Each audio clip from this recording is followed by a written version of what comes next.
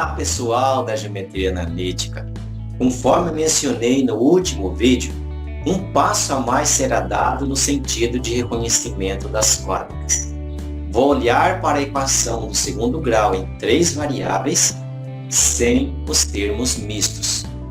Olhar para esse tipo de equação significa exatamente reconhecer que quádrica ela se refere. Para isto, eu vou usar como ferramenta o translado de sistema e rotação que aprendemos aqui na última videoaula.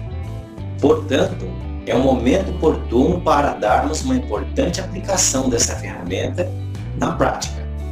Fique atento, porque a continuidade deste vídeo é exatamente seu estudo. Vamos adiante então. Recorda inicialmente que na videoaula anterior trabalhamos mudança de variável. Chegou o momento de usarmos esta ferramenta para estudarmos a equação do segundo grau em 3 variáveis sem termo misto. Estamos falando de uma equação como essa daqui, onde os termos mistos de fato não aparecem. O que significa estudar esta equação?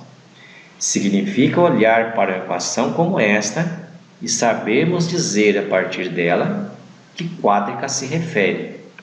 Neste sentido, vamos compreender que a situação mais simples que nós podemos obter é quando nós temos uma equação do segundo grau exatamente como está aqui com todos esses 7 termos. E para verificar que realmente este é o caso mais simples, eu vou usar este exemplo, onde a quádrica aqui aparece exatamente com os 7 termos que nós referimos antes. No primeiro passo da resolução, nós vamos agrupar x² com x, y² com y e z² com z, para ver que a equação anterior é então equivalente a esta. E efetuando o completamento de quadrado nesses 3 parênteses, eu chego nesta equação. Efetuo simplificações nessas constantes e chego nesta igualdade. A seguir, eu vou renomear essas variáveis. Primeiro parênteses eu vou chamar de x', y' e z', como está aqui. Consequentemente, esta equação anterior pode ser reescrita nestas novas variáveis, neste formato. Agora, dividindo ambos os membros desta equação por 4, eu chego na equação deste elipsoide de revolução. Olha só, este exemplo tem uma relação estreita com a videoaula anterior.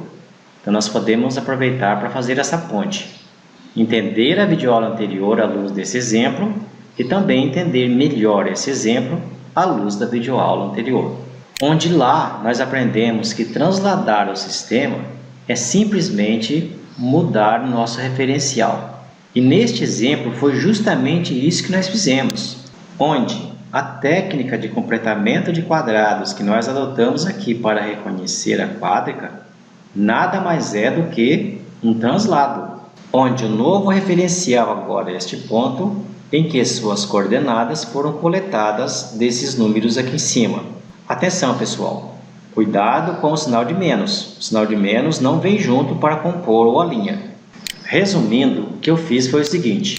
A partir desta equação, eu efetuei um completamento de quadrados para obter essa equação canônica do elipsoide, onde eu pude reconhecer a superfície com facilidade, onde x', y' e z' são esses translados aqui, de onde eu tiro o novo referencial transladado. Este é o elipsoide que acabei de identificar com a técnica do completamento de quadrados, consequentemente encontrando um novo referencial de leitura. Note aquelas propriedades que apontei durante a resolução, de fato elas aparecem sobre a superfície. Por exemplo, que ela é uma superfície de revolução, porque quando eu olho deste ponto de vista, tenho a impressão de estar olhando para uma esfera. E de fato, o novo centro tem coordenadas x igual a 1, aqui aparece y igual a 1 e z igual a 3. Já que este é o caso mais simples de ser resolvido, passaremos a tratar então os casos mais difíceis. Por exemplo, este segundo aqui é ligeiramente mais complicado do que este primeiro. Note bem a característica deste caso 2. Aqui aparece um termo quadrático na variável x e aparece dois termos lineares na variável y e z. Este é um caso ligeiramente mais difícil de ser tratado do que o caso anterior, que requer tão simplesmente a técnica do completamento de quadrados. E notem que outras situações como essa do caso 2 podem aparecer, como por exemplo 3 e 4. O termo quadrático é z quadrado, porém os termos lineares são nas variáveis x e y respectivamente. Para estudar 2, 3 e 4, basta sabermos estudar um deles. Eu vou escolher estudar o segundo, ou seja, estou interessado numa equação do segundo grau como esta, onde A, E e F são diferentes de zero. Olha só, além de assumir que E e F são diferentes de zero, eu vou impor que E quadrado mais F quadrado seja igual a 1. E vamos analisar por que este contexto me permite classificar esta quádrica. Em primeiro lugar, observo que a técnica do completamento de quadrado que nós usamos no exemplo anterior já não faz mais sentido para esta equação, onde, em vez de translado, nós necessitaremos de uma rotação. E recordando o videoaula anterior, efetuar uma rotação consiste em conservar a origem e tomar novos vetores geradores para o espaço, mantendo-se a propriedade de ortonormalidade para eles. E é exatamente uma rotação como essa que nós precisaremos efetuar para que a leitura desta equação torne-se mais simples no novo sistema. Primeiramente, vamos entender o seguinte: quando eu olho para esta equação, a leitura é feita neste sistema. Como eu não sei identificar esta superfície neste contexto, eu necessito efetuar uma rotação para que, neste novo contexto, esta equação assuma uma daquelas formas canônicas de quádricas, me levando à identificação da superfície. E mediante estas condições que eu assumi para esta equação, a rotação que eu necessito é dada por estes vetores. Atenção, pessoal! Momento importante aqui da videoaula. Por que os novos vetores são definidos desta forma? Entendendo-se esse exemplo, nós saberemos lidar com os demais diferentes deste. Olha só, o termo quadrático não me atrapalha na identificação dessa superfície. Por isso que o vetor U1 é tomado como sendo o próprio I. Lembre-se que I está associado à variável x. O que me atrapalha identificar essa superfície é a presença destes dois lineares ao mesmo tempo. Eu preciso lidar com o plano YZ de modo que um desses termos lineares seja suprimido durante o processo. O 2 é definido como sendo este vetor com essa expressão, por quê? Porque J está associado à variável Y, K a variável z. Pronto, então aprendemos como é que define o segundo vetor da nova base. Agora, o 3 é definido em função de U2. Por quê?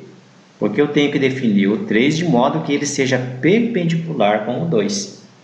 E esta é uma forma de fazer isso. Deste modo, quais são as propriedades da minha nova base? Observa só. O primeiro vetor tem norma 1. O segundo vetor tem norma dada por raiz quadrada de e quadrado mais f quadrado, que estamos assumindo como sendo 1. Portanto, o vetor 2 também tem norma 1. Da mesma forma, o 3 tem norma 1. E também, de modo direto, pode ser checado que estes três vetores são 2 a 2 perpendiculares. Então, nós estamos diante de uma base do espaço que é ortonormal, propriedade requerida para se efetuar a rotação que falamos anteriormente. Então, de posse dos novos vetores ortonormais do espaço, é momento aqui de montar aquela matriz de rotação. Como é que essa matriz é obtida? Eu escrevo o 1 como combinação linear dos vetores canônicos. Os escalares únicos que aparecem na combinação linear de U1 dá origem à primeira coluna da matriz. E deste modo, o segundo vetor dá origem à segunda coluna e o terceiro à terceira coluna. Neste caso que estamos trabalhando, o vetor 1 é esse aqui. Portanto, a primeira coluna da matriz é 1, 0 e 0. Enquanto que a segunda coluna da matriz lembra que o segundo vetor não depende de i, ou que a coordenada do vetor i é 0. Portanto, só aparece a coordenada de j e de k. E da mesma forma, a terceira coluna provém desse terceiro vetor. Além de sabermos como montar a matriz de rotação, não podemos esquecer qual é o papel dela. O papel dessa matriz é relacionar coordenadas antigas com coordenadas novas, sempre nesta ordem. E deste modo, efetuando este produto vetorial, chegamos à conclusão que as variáveis antigas relacionam-se com as novas, como neste sistema. Algo importante que nós precisamos observar aqui é que a variável x se manteve, porque nós não mexemos com o primeiro eixo do sistema de coordenadas. Somente o y e o z foram as variáveis alteradas. Olho novamente para a minha equação original. No lugar que tem x, eu substituo a nova variável. Aonde tem y e z, essas expressões equivalentes. Efetuando essas substituições, nós chegamos nesta igualdade aqui.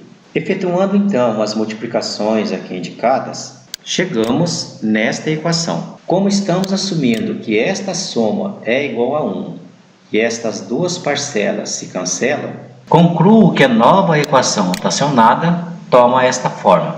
Este é o momento propício para fazer um resumo da parte de rotação que acabamos de estudar. Vejam só. Há muitos detalhes aqui que nós precisamos observar.